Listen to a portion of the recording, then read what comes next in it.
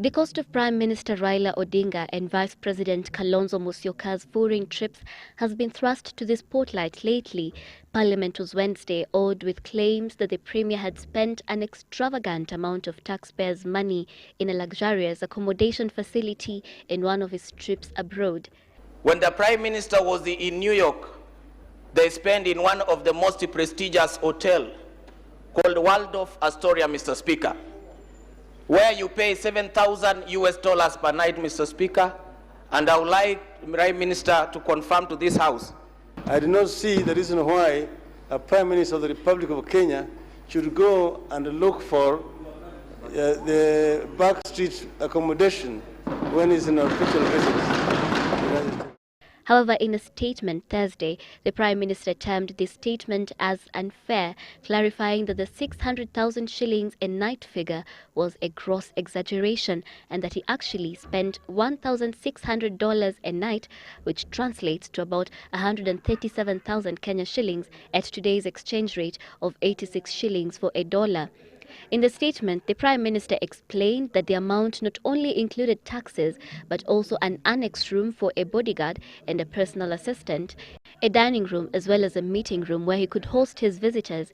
Odinga also stated that other members of his delegation stayed in standard rooms that cost the taxpayer $250 a night, or roughly 21,500 Kenya shillings. And to prove this, the Prime Minister attached invoices and receipts of the expenses.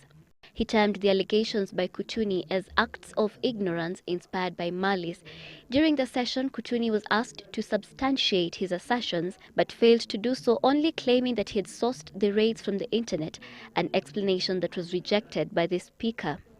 The Prime Minister insisted that every taxpayer's penny spent during his foreign trips had been in the line of duty, outlining a number of benefits that the Kenyan economy has reaped. Among them was a visit to France in 2009, where he requested for an increase in funding for the geothermal development company by about 10 million shillings from the AFD, the French aid agency, a deal that was sealed on the spot.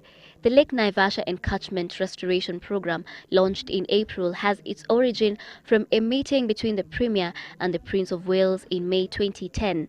On his recent visit to the U.S., he managed to secure a commitment of $15 million from the U.S. government for border patrols, also influencing a number of major corporations to set up offices in Kenya.